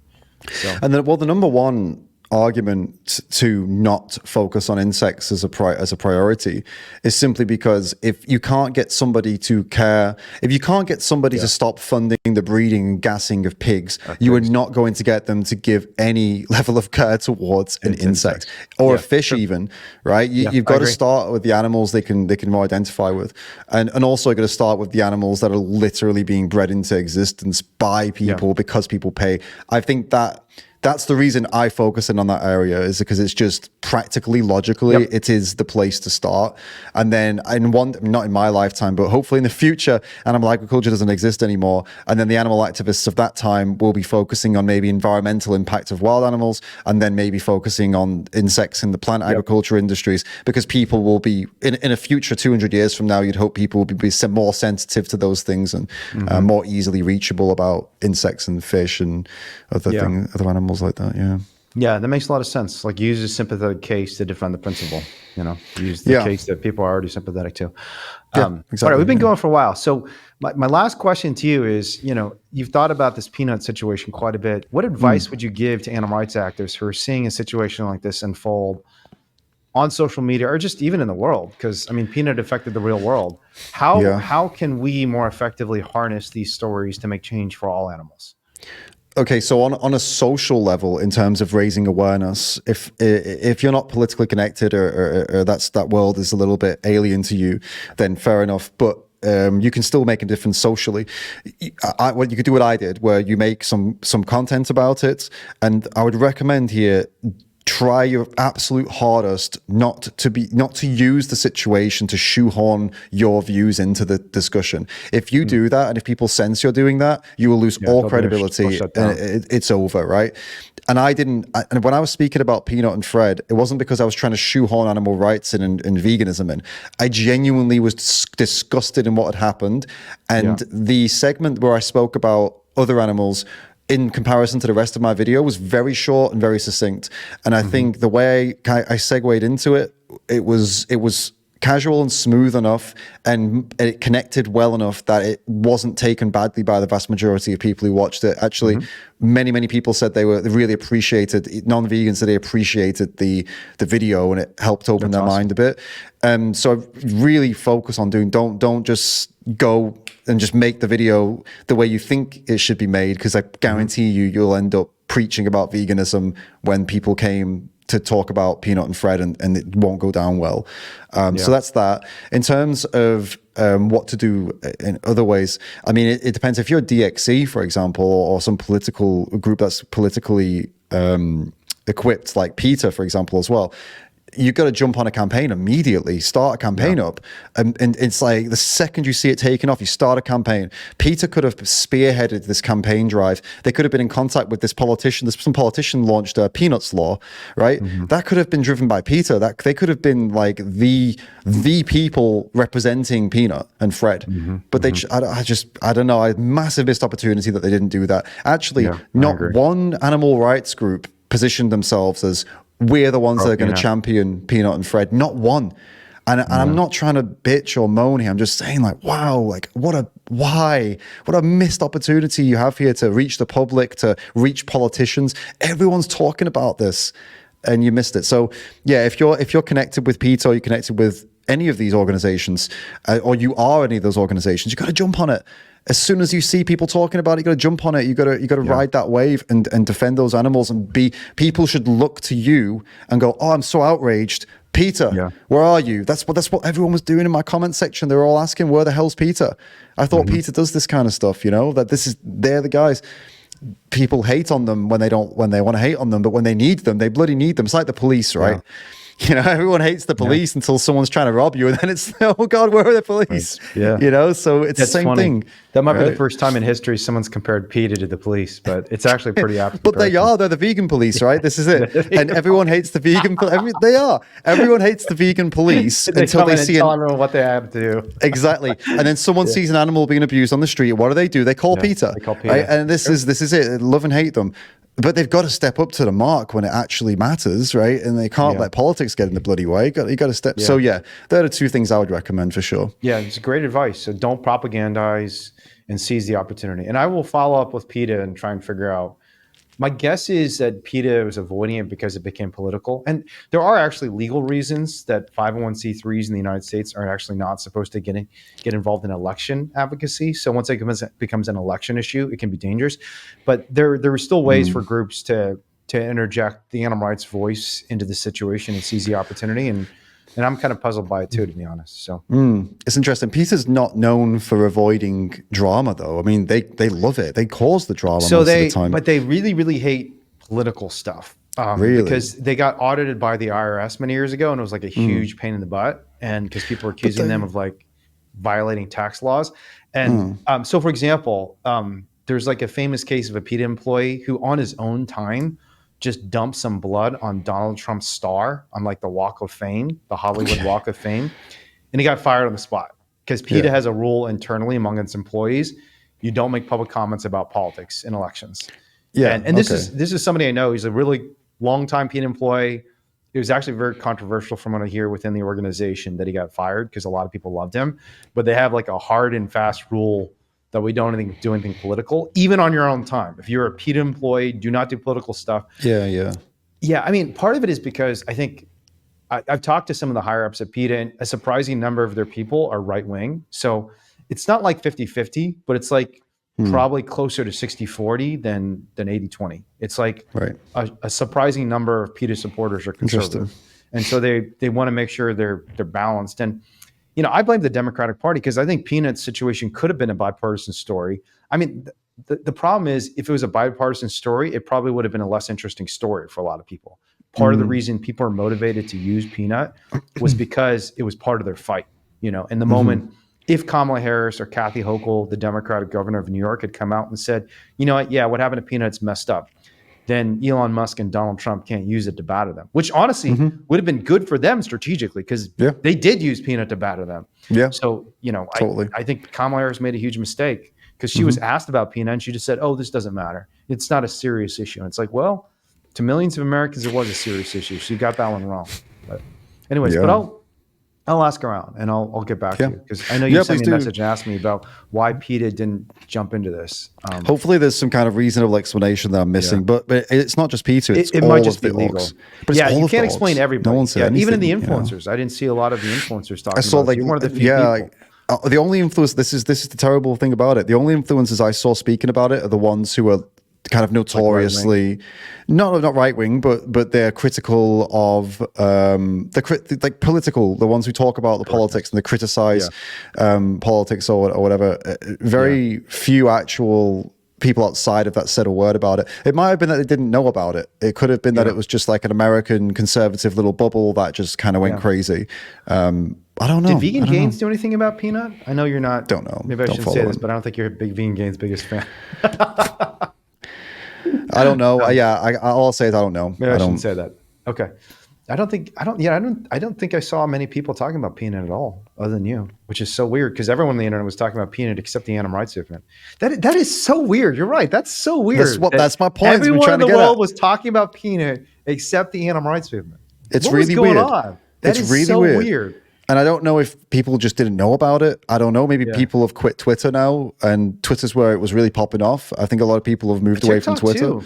It was blowing up on TikTok and even Instagram. Because, I mean, his main page, Peanut's main page is on Instagram. Yeah, I know it's on. Yeah.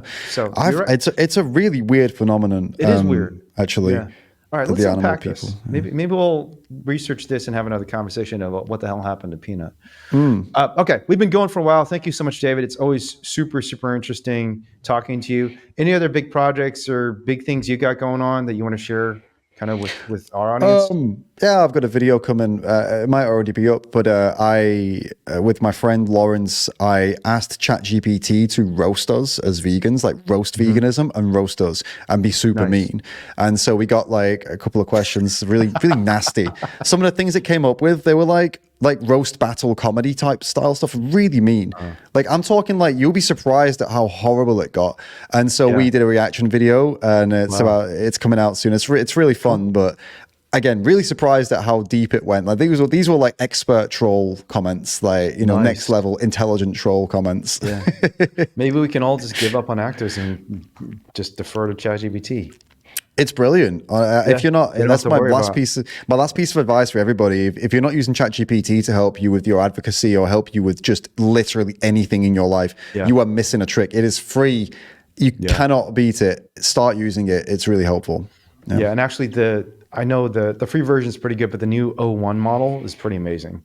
I'm using all of it. It hallucinates much less, but this is a conversation for another day. All right, thanks so much, David. This is awesome as always. Go check out David Rams on YouTube, on Instagram. He's doing amazing stuff. And thank you for sharing your insights on Peanut the Squirrel. I hope everyone learns a lot from this. Okay. Appreciate it. Thank you. Cool. Thanks, man. We don't have to hurt animals. You can protect them. We don't have to kill them. We can care for them. And that's who we're meant to be, right? That's who we are when we're at our best. We're caring for each other and for the other living beings of this earth and not hurting them.